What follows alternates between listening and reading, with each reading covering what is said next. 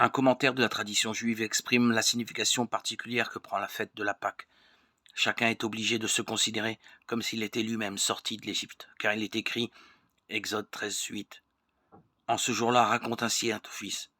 C'est pour cela que le Seigneur est intervenu pour moi, quand je sortis d'Égypte.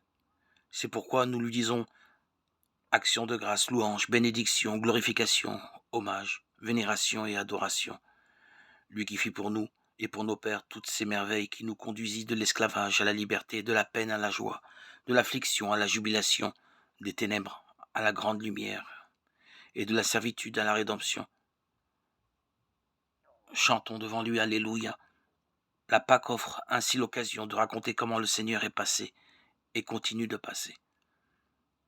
Pour nous, chrétiens, la délivrance du péché par la mort et la résurrection du Christ se vit lors de la fête de Pâques. Jésus, notre Pâque, pour passer de ce monde au Père de l'obscurité à la lumière de la vie, à la vie éternelle.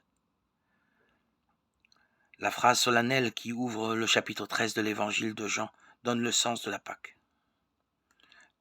Et Jésus, sachant que son heure était venue, l'heure de passer de ce monde au Père, lui qui avait aimé les siens, qui sont dans le monde, les aima jusqu'à l'extrême.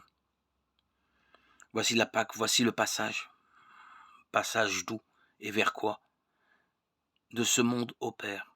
De même, le Christ va passer, nous faire passer avec lui de ce monde captif du péché vers le Père, dans la vraie terre promise. La résurrection est un acte de Dieu arrachant le Christ à la mort tout entière, pour le faire passer à la vraie vie. Toute la vie du chrétien est aussi une sortie d'Égypte marquée de différents passages. Chaque fois que le Christ invite à se relever et à se tenir debout, il appelle à une forme de résurrection. Ne reste pas couché. Relève-toi d'entre les morts. Sors du tombeau dans lequel tu t'es enfermé. C'est bien là l'appel de Pâques, l'appel à la Pâque.